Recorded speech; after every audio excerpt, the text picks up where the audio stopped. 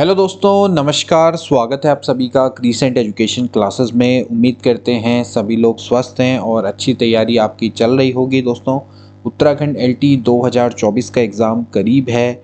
ऐसे में आपको ज़्यादा टेंशन नहीं लेना है, बिना स्ट्रेस के दोस्तों अपने पढ़ाई करनी है। इसमें हम भी आपकी दोस्तों मदद कर रहे हैं। लगातार दोस्तों आपको वैल्यूएबल कंटेंट प्रोवाइड करवा रहे हैं। आज का टॉपिक रहने वाला है दोस्तों सतत एवं व्यापक मूल्यांकन, यानी कि कंटिन्यूस एंड कंप्रीहेंसिव इवैल्यूएशन। इन सभी क्लासेस को दोस्तों ध्यानपूर्वक देखिए, आपके कॉन्सेप्ट पूरे क्लियर होंगे। इसके बाद जब आप एमसीक्यू करने जाएंगे तो आपको डेफिनेटली कॉन्फिडेंस आएगा।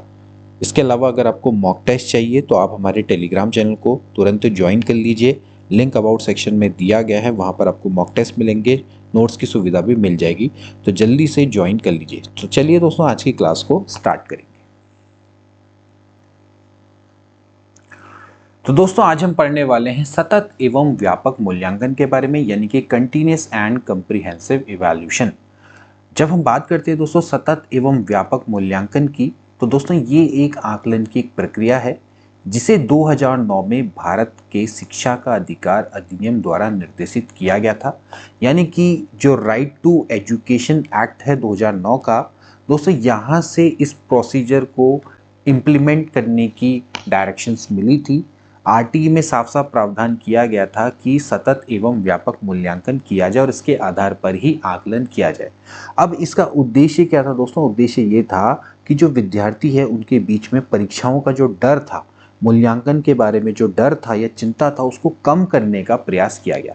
तो इसीलिए इस कॉन्सेप्ट को लाया गया, सतत एवं व्यापक मूल्यांकन। सतत का मतलब क्या है दोस्तों? कि लगातार, कंटिन्यूस, यानी कि छात्रों की वृद्धि और विकास के बारे में आपको लगातार इवैल्यूएशन करना है। व्यापक का अर्थ क्या है दोस्तों? कि आपको उसमें सभी पक्षों को शामिल करना है, शैक्षिक भी और इसके अलावा एक्स्ट्रा को करिकुलर एक्टिविटी होती है, यानी कि जो गैर शैक्षणिक पक्ष होते हैं या फिर सह शैक्षिक पक्ष होते हैं, उनको भी आपने दोस्तों यहाँ पर शामिल करना है। तो पूरी तरह से बच्चों का आपने लगातार इवैल्यूएशन करना है।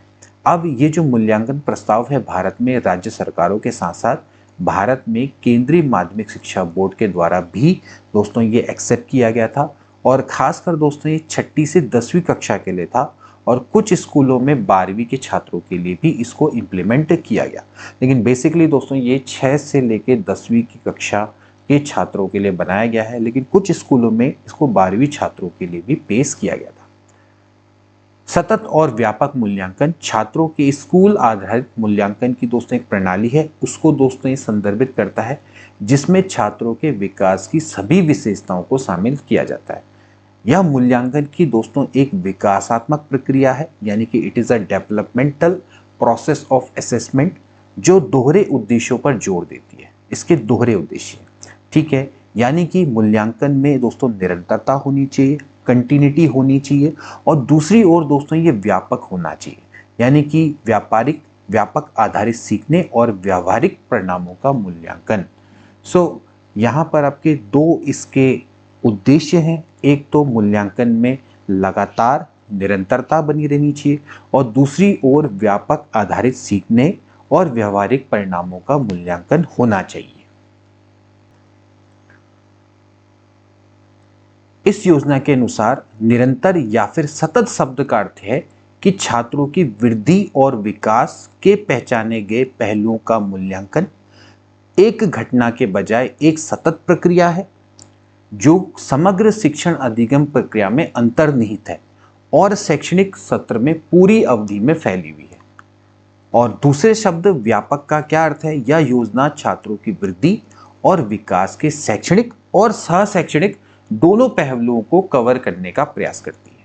तो व्यापकता का अर्थ सिंपल सा ये है कि आपने स्कोलेस्टिक और को स्कोलेस्टिक दोनों एस्पेक्ट्स को दोस्तों यहाँ पर कंसिडर करना है in terms of students growth and development. Okay, और इसके अलावा निरंतरता का अर्थ यह है कि छात्र के वृद्धि और विकास को से संबंधित जितने भी एस्पेक्ट्स है उनको केवल एक टाइम पर मेजरमेंट की जगह पर आपने दोस्तों उसको कंटिन्यूसली मेजर करना है, यानी कि पूरी शिक्षण अधिगम प्रक्रिया के दौरान या पूरे शैक्षणिक सत्र में पूरी अवधि के दौरान आपने उसको लगातार उसका मूल्यांकन करते चले जाना है। यही दोस्तों आपका सतत और व्यापक मूल्यांकन का कॉन्सेप्ट है। अब बात करेंगे दोस्तों कि सतत और व्यापक मूल्यांकन के फाइनली उद्देश्य क्या है, AIIMS of continuous and comprehensive evaluation. तो देखिए, सतत और व्यापक मूल्यांकन का मुख्य उद्देश्य स्कूल में बच्चे की उपस्थिति के दौरान उसके हर पहलू का आकलन करना है। यानी कि उसके जब चाइल्ड प्रेजेंस है स्कूल में, तो आपने उसके एवरी एस्पेक्ट्स को दोस्तों एसेस करना है। ठीक है। सतत और व्यापक मूल्यांकन बच्चों पर पड़ने वाले तनाव को कम करने में मदद करता है। यानी कि जो उनको परीक्षा की टेंशन रहती है, ठीक है, और मूल्यांकन के बारे में जो उनको चिंता रहती है, उसको कम करना ही इसका मेन उद्देश्य है। इसलिए इसके अलावा मूल्यांकन को व्यापक और नियमित बनाना, ठीक है, जैसे कि हम देख रहे हैं कि जो असेसमेंट है इसमें आपका ब्रॉड बन रहा है, कॉम्प्रिहेंसिव बन रहा है और कंटिन्यूअस बन रहा है, रेगुलर बन रहा है।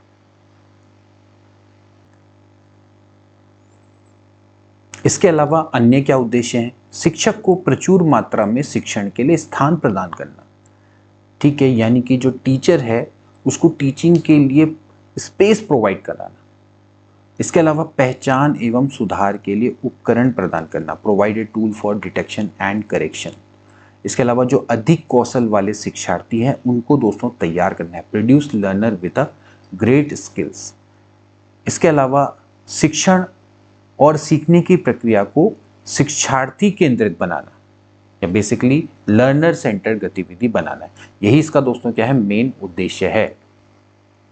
इसके अलावा मूल्यांकन प्रक्रिया यानी कि इवैल्यूएशन प्रोसेस को शिक्षण अधिगम प्रक्रिया का एक अनिवार्य हिस्सा बनाना सतत एवं व्यापक मूल्यांकन का उद्देश्य। इसके अलावा शिक्षार्थी के विकास, सीखने की प्रक्रिया, सीखने की गति, सीखने के माहौल के लिए निष्पक्ष निर्णय लेना और समय पर निर्णय लेना, ये आपका सतत और व्यापक मूल्यांकन के मुख्य उद्देश्यों में से एक है। इसके अलावा शिक्षार्थियों को आत्म मूल्यांकन के लिए भी एक स्कोप प्रदान करना, ये गुंजाइश देना।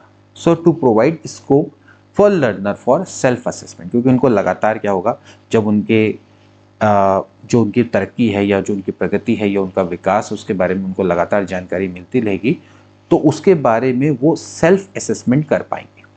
इसके अलावा पता लगाना और सुधार के माध्यम से छात्रों की उपलब्धि में सुधार के लिए मूल्यांकन प्रक्रिया का उपयोग करना, यानी to use the evaluation process for improving student achievement through detection and correction, यानी कि डिटेक्शन और करेक्शन के माध्यम से जो स्टूडेंट की अचीवमेंट है उसको इम्प्रूव करना है थ्रू द इवैल्यूएशन प्रोसेस। तो ये था दोस्तों सतत एवं व्यापक मूल्यांकन का कॉन्सेप्ट, उसके उद्देश्य। आई होप कि दोस्तों आपको ये लेक्चर अच्छा लगा होगा। अगर अच्छा लगा है तो अगली क्लास में जरूर आना। मिलेंगे नेक्स्ट क्लास में, तब तक के लिए take care and good bye.